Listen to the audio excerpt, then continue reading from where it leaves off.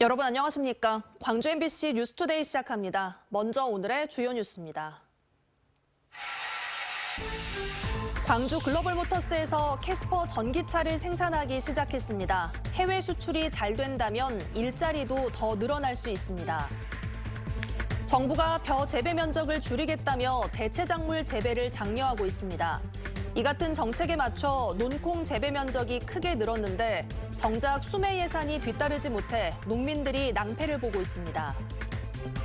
술을 마시며 카드게임을 하는 홀덤펍에서는 현금 거래가 금지돼 있는데 경찰 단속을 피해가며 수십억 대 불법 도박을 한 300여 명이 무더기로 경찰에 적발됐습니다.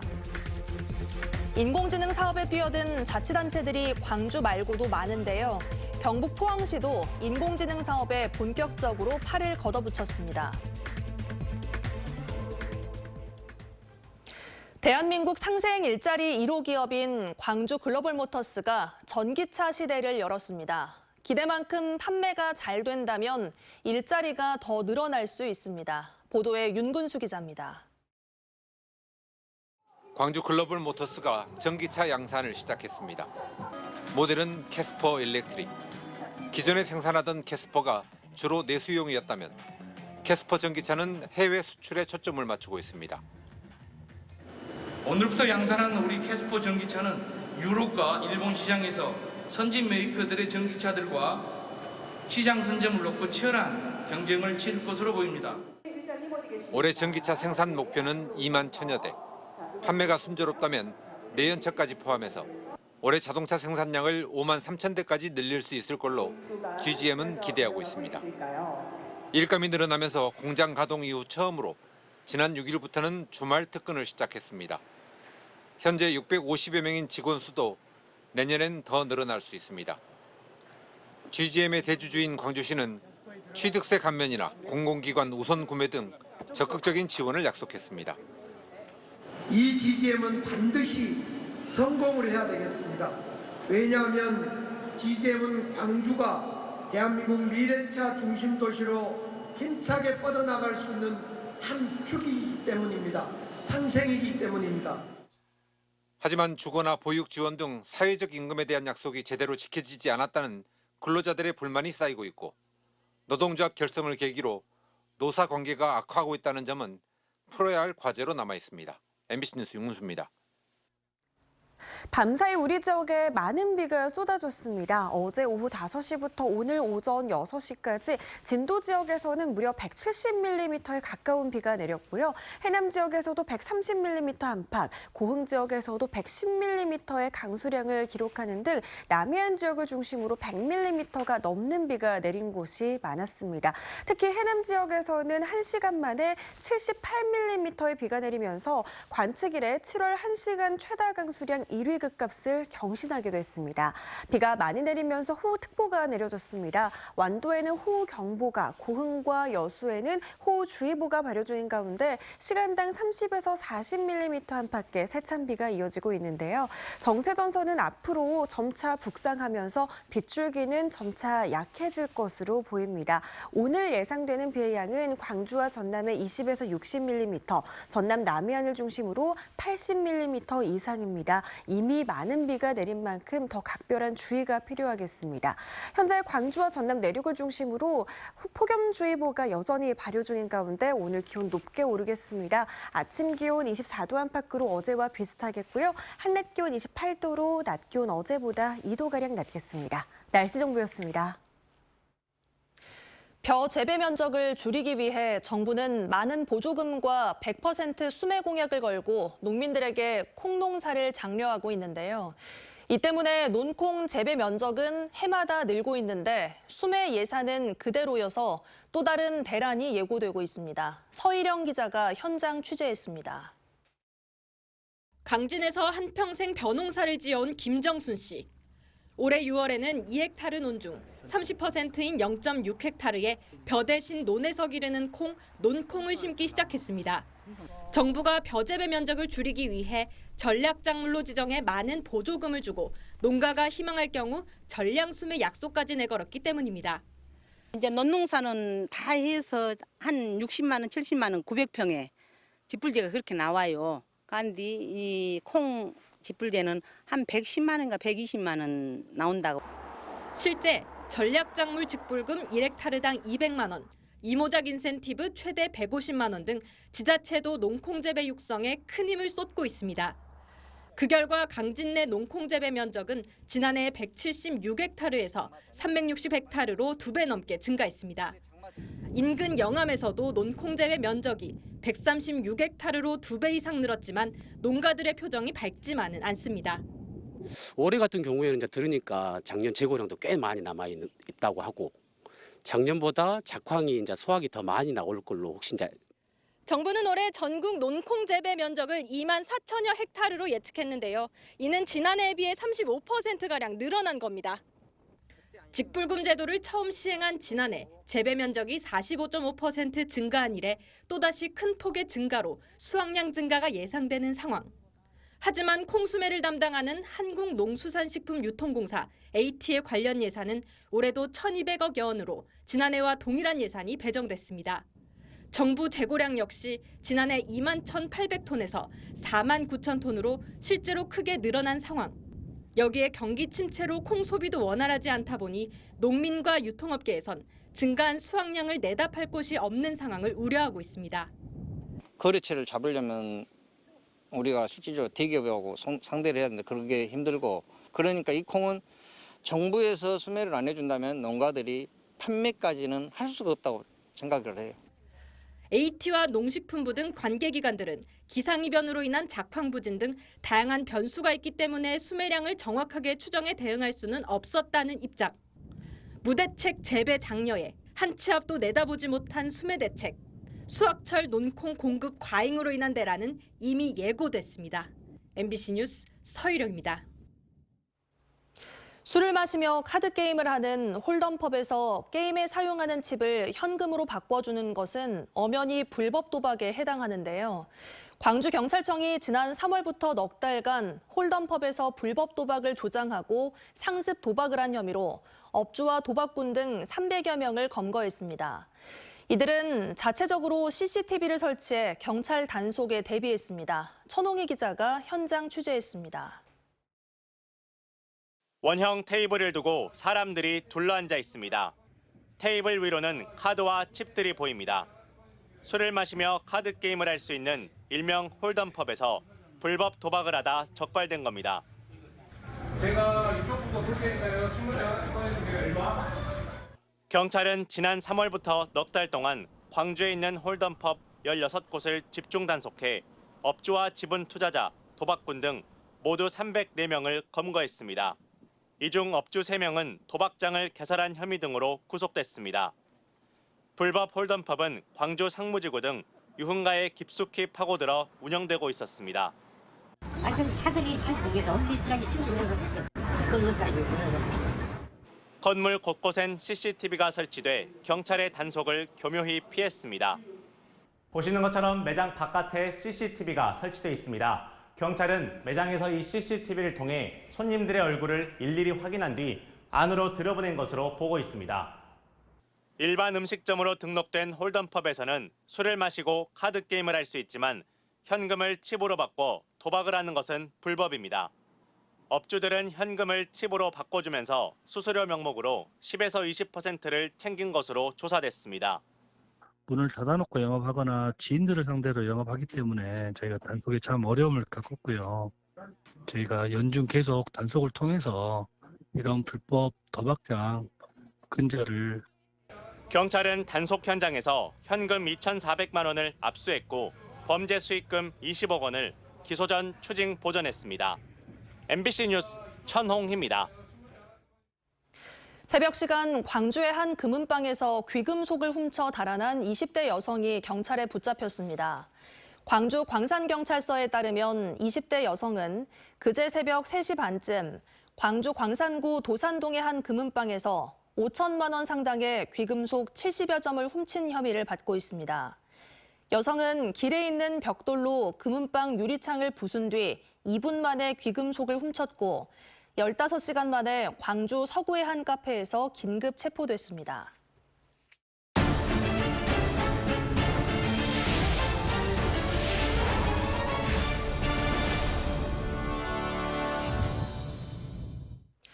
기아 타이거즈가 선두 질주를 이어가고 있는 가운데 또다시 악재를 만났습니다. 선발 투수 윤영철이 척추 골절로 1군 엔트리에서 빠졌는데 최소 3주 이상 구멍난 선발 투수진을 메워야 하는 숙제를 또 안게 됐습니다. 한신구 기자의 보도입니다.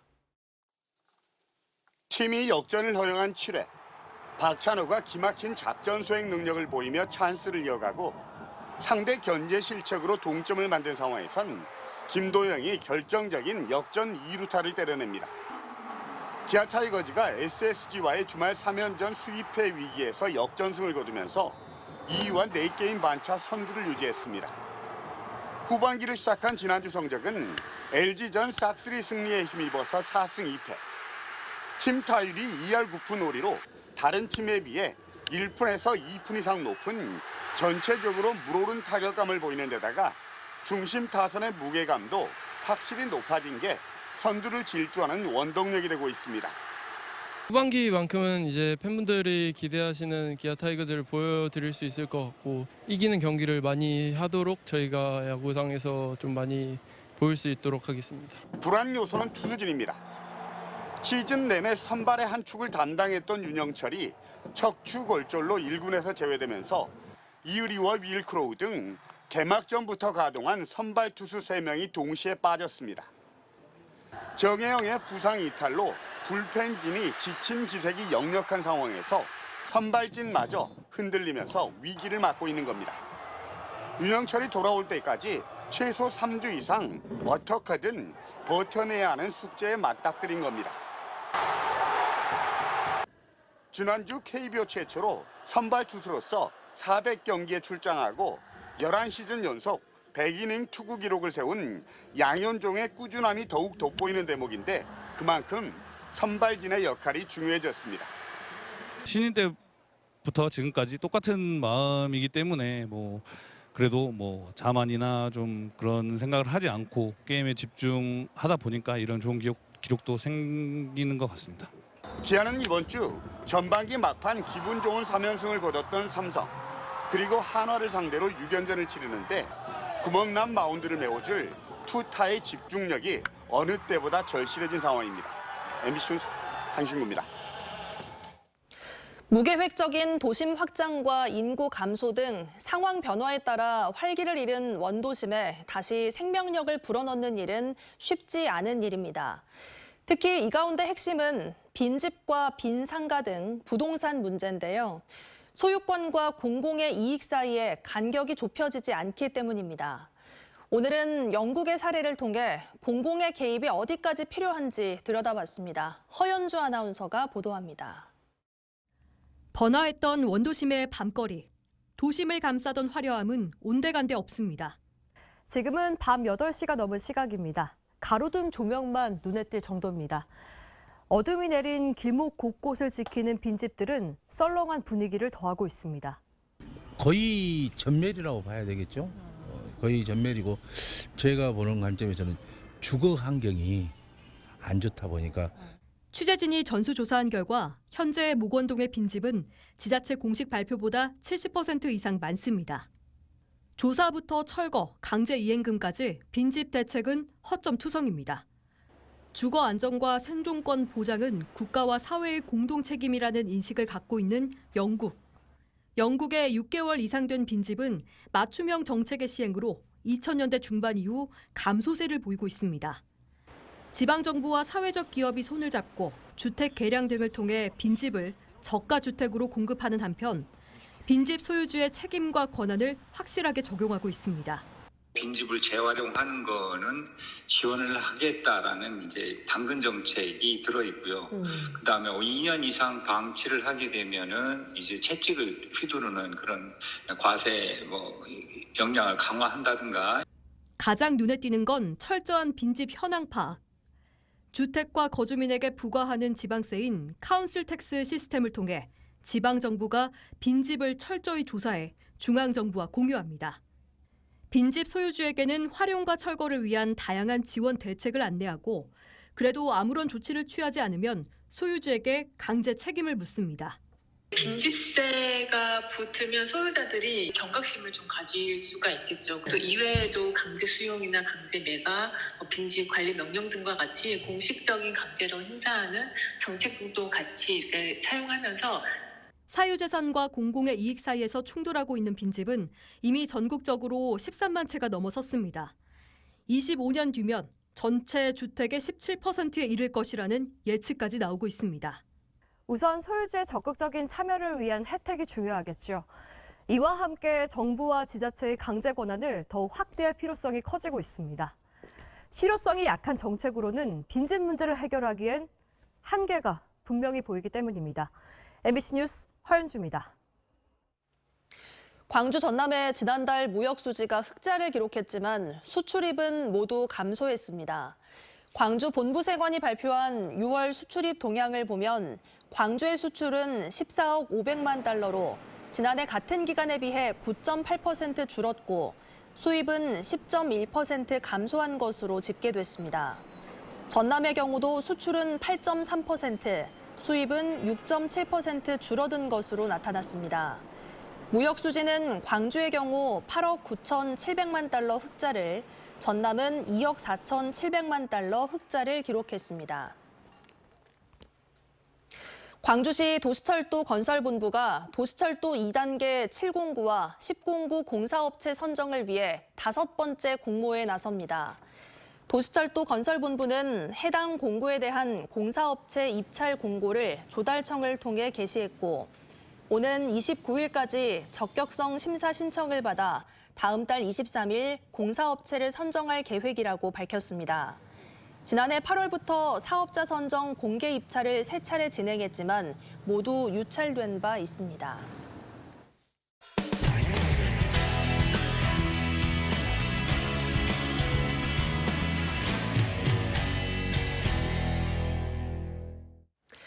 광주시가 인공지능 선도도시가 되기 위해 안간힘을 쏟고 있는데요. 인공지능에 손을 뻗고 있는 지역은 광주 외에도 많습니다. 경북 포항시가 인공지능을 빨리 학습시킬 수 있는 최첨단 시설인 AI 가속기 센터 구축에 나섰습니다. 포항문화방송 이규설 기자입니다. 핸들 조작 없이 인공지능이 알아서 운전을 합니다. 연료 투입에서 공정 제어까지 인공지능이 최적의 공정을 찾아 거대한 공장을 돌립니다. 인공지능이 추천해준 옷을 클릭 한 번으로 모델에게 입혀보고 마음에 드는 옷을 고릅니다. AI, 즉 인공지능 기술의 발달로 가능해진 현실입니다. 하지만 인공지능을 구동시키려면 데이터를 엄청난 속도로 처리할 수 있는 초고성능 슈퍼컴퓨터가 필요한데 이 시설이 바로 포항시가 1,000억 원을 들여 구축하려고 하는 AI 가속기 센터입니다. AI 가속기라 함은 AI를 빨리 학습시킬 수 있는 아주 강력한 컴퓨팅 파워를 가진 GPU 서버들을 모아놓은 그 슈퍼컴들을 말합니다. 그래서 최근에는 그 슈퍼컴 인프라를 가지고 있는 기업들이 사실 글로벌 AI를 선도하고 있거든요. 포항이 추진 중인 AI 가속기 센터는 AI 연산에 쓰이는 GPU 서버들을 모아놓은 3세대 슈퍼컴퓨터를 말합니다. 우리가 기존에 알고 있는 중앙처리장치, 즉 CPU 기반의 슈퍼컴퓨터와는 다른 개념으로 전 세계 AI 연산에 쓰이는 GPU를 공급하는 회사가 바로 미국의 엔비디아와 대만의 TSMC입니다. 공장 자동화가 기업의 주요 경쟁력이 된 지금 AI 가속기 인프라 구축 없이는 산업도시의 경쟁력을 유지할 수 없는 상황이 된 겁니다. 철강 산업도 마찬가지입니다. 앞으로 AI 가속기나 AI 관련된 연구나 이런 것들이 제대로 이 밑바닥을 깔아줘야 그러한 산업들이 더 크게 도약할 수 있기 때문에 세계적인 경쟁력을 갖추는 데는 꼭 필요합니다. 2020년 6월 생성형 AI GPT-3가 등장하며 세상은 빠르게 변하기 시작했습니다. 국가는 물론 지자체도 그 속도를 따라잡지 못하면 도태될 수밖에 없습니다. MBC 뉴스 이규설입니다. 최근 광주에서 무등산의 평두매 습지가 26번째 람사르 습지로 등록이 됐는데요. 국내 1호 람사르 습지는 강원도 인제와 양구 사이에 있는 대암산 용늪입니다. 우리나라에서 가장 높은 습지인 용늪에는 여름꽃이 만개해 있다고 합니다. 춘천문화방송 김도균 기자가 다녀왔습니다. 하늘과 맞닿은 땅을 자욱한 안개가 덮고 구름 속에 들어온 듯 주변이 뿌얘집니다. 해발 1280m, 하늘로 오르던 용이 쉬어간 곳이라고 해 용늪이란 이름이 붙었습니다. 1년에 안개가 없는 날은 100일 뿐, 온종을 막다가도 갑자기 안개가 생겨 신비로움을 더합니다. 해가 짱짱 나다가도 갑자기 안개가 싹 덮어서 용루부 일대를 싹 덮어버려요. 그러면 진짜 깜깜할 정도로 이렇게 뭐 몇 미터 정도밖에 안 보일 정도로. 용늪은 기후와 지질 연구의 보고입니다. 용늪의 땅은 죽은 식물들이 썩지 않고 4,500년 넘게 쌓여 만들어진 이탄습지입니다. 그동안 어떤 생물이 살았는지와 과거의 기후까지 살필 수 있습니다. 살아있는 자연사 박물관이나 다름없어 우리나라 최초로 람사르 습지로 지정됐습니다. 신비로운 자연 속에는 희귀생물도 가득합니다. 벌레를 잡아먹는 식충식물 끈끈이 주걱. 우리나라 기후에서는 보기 힘든 긴잎여로도 모습을 드러냅니다. 북한에서 천연기념물로 지정된 보랏빛 비로용담과 백두산에 서식하는 개통발. 우리나라에서는 대암산 용늪에서만 볼 수 있는 희귀식물입니다. 멸종 위기종들이 많이 서식을 하고 있습니다. 그중에서 먹으면 졸음이 온다는 졸음나물도 있고요. 그리고 그 동작꽃 중에서 제비동작꽃이라는 것이 환경부는 이달의 생태관광지로 대암산 용늪을 선정했습니다. 여름 야생화가 꽃망울을 터뜨린 용늪은 보호와 관리를 위해 올해는 10월까지 하루 250명, 사전 예약한 탐방객들에게만 출입을 허락하고 있습니다. MBC 뉴스 김도균입니다. 세계 세 번째로 개발된 한국형 원자력 전지가 우주에서 1년 반 동안 문제없이 가동한 것으로 나타났습니다. 앞으로 달 착륙선은 물론 다양한 우주 탐사선에 활용될 예정입니다. 대전문화방송 최기훈 기자입니다. 지난 3월 달에 착륙한 미국의 민간기업 탐사선 오디세우스. 달에 착륙한 최초의 상업용 착륙선이자 1972년 아폴로 17호 이후 약 52년 만에 달에 도달한 미국 우주선으로 관심을 모았습니다. 하지만 달 착륙 일주일 만에 배터리가 방전됐고 결국 영구적으로 작동을 멈췄습니다. 우주 탐사체는 태양전지로 주로 전력을 공급하지만 여러 이유로 전력 공급이 불안정해지면 탐사 자체가 중단될 위기에 놓이게 됩니다. 이 때문에 혹독한 우주 환경에서도 탐사선을 가동할 수 있는 원자력 전지는 우주 탐사의 한계를 넓힐 핵심 기술로 자리매김하고 있습니다. 극한의 추운 환경에서 전자장비들이 고장나거나 그런 문제들이 있을 수가 있는데 원자력 전지가 있으면 열과 전기를 공급하기 때문에 안정적으로 그 전자장비들을 유지할 수가 있어서 국내 연구진이 세계 세 번째로 독자 개발해낸 원자력 전지는 지난 2022년 누리호 성능 검증 위성에 탑재돼 1년 반 동안 우주 환경에서 안정적으로 가동될 수 있음을 검증했습니다. 열출력은 한 10와트 정도 됩니다. 그 정도면은 그 핵심 부품을 갖다 보온시키는데 충분한 그 여론이 되고요. 거기에서 나오는 그 전기 출력은 한 120mW 정도 되는데 전압전류 센서 이런 거를 다수를 운영하는데 전혀 지장이 없는 전력입니다. 연구팀은 한 발 더 나아가 1년 이상 가동될 수 있는 아메리슘 동위원소 기반의 원자력 전지 개발에도 착수했습니다. 달 표면에서도 우리가 개발한 원자력 전지가 실제로 잘 동작하는지 여부를 앞으로 확인할 계획입니다. 국내 기술로 탄생한 토종 원자력 전지는 앞으로 달 착륙과 화성 착륙 등 우리나라 우주 탐사 목표를 위한 핵심 원천 기술로 자리 잡아갈 전망입니다.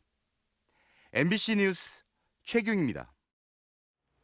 취임 1년을 앞둔 김동철 한국전력 사장은 에너지 신사업을 적극 발굴해 전기 판매 이외의 새 수익원을 국내외에서 적극 창출하겠다고 밝혔습니다. 김 사장은 지난 12일부터 이틀간 서울 노원구 한전인재개발원에서 열린 한전 주요 간부들이 참석한 전사혁신 워크숍에서 전력망 적기 건설을 통한 안정적인 전력 공급만큼 신성장 동력 창출과 규제 혁파, 경영 효율화를 실천하는 것이 한전 본연의 임무라며 이같이 강조했습니다. 밤사이 우리 지역에 많은 비가 내렸습니다. 진도 지역에서는 170mm가 가까운 비가 내렸고요. 해남 지역에서도 130mm, 고흥 지역에서도 110mm 안팎의 강우를 기록하는 등 특히 남해안 지역을 중심으로 100mm가 넘는 비가 내린 곳이 많았습니다. 해남 지역에서는 1시간 동안 78mm의 비가 쏟아지면서 7월 1시간 최다 강수량 1위 급값을 경신하기도 했습니다. 비가 세차게 쏟아지면서 완도에서는 호우경보가, 고흥과 여수에서는 호우주의보가 발효 중이고요. 시간당 30에서 40mm 안팎의 비가 내리고 있습니다. 정체전선은 이후 점차 북상하면서 빗줄기는 약해지겠지만 계속해서 장맛비가 이어지겠습니다. 광주와 전남 지역에서 20에서 60mm의 비가 더 내리겠고요. 전남 남해안을 중심으로는 80mm가 넘는 비가 더 내리겠습니다. 이미 많은 비가 내렸기 때문에 더 각별한 주의가 필요하겠습니다. 광주와 전남 내륙을 중심으로 폭염주의보는 여전한 가운데 오늘도 습하고 더운 날씨가 계속되겠습니다. 현재 기온 24도 안팎으로 어제와 비슷한 가운데 한낮 기온은 28도로 낮 기온은 어제보다 2도가량 내림세를 보이겠습니다. 무안의 현재 기온 23도, 해남에서도 현재 기온 23도 안팎 보이고 있고요. 한낮 기온은 27도에서 29도 분포로 예상됩니다.